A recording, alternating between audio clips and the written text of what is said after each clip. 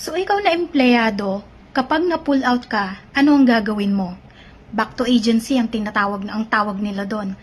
Kailangan ba mag-submit ka ng resignation letter? Kasi karamihan ng mga back to agency, pinapapirma nila ng resignation letter. Wag na wag mong gagawin yon kung ikaw ay isang agency employee. Huwag kang pipirma ng resignation letter, huwag kang gagawa ng quit claim, release, waiver, wala. Kahit sabihin nila na para makuha mo yung huling sahod mo, makuha mo yung prorated 13-month mo, mabigyan ka namin ng panibagong assignment, huwag po kayong maniniwala.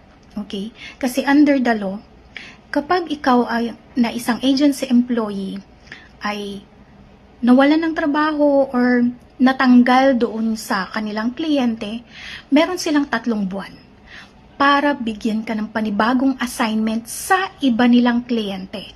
Okay?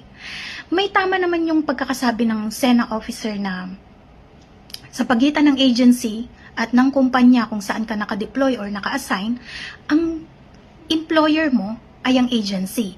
So, sila, yung may pananagutan sa'yo, nahanapan ka ng panibagong assignment. Okay? Kapag natanggal ka sa kanilang kliyente. So, within 3 months, ano ang mangyayari kapag lumampas ang 3 months? Walang assignment si agency para sa'yo. Walang panibagong deployment. Magre-resign ka ba? No.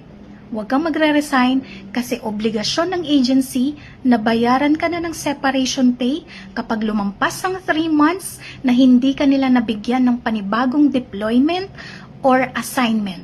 Itong agency na to, ito yung may lisensya under Department Order 174, DO 174. Ito yung tinatawag namin sa batas na contractor or subcontractor. Pero ang tawag in layman's term ay agency.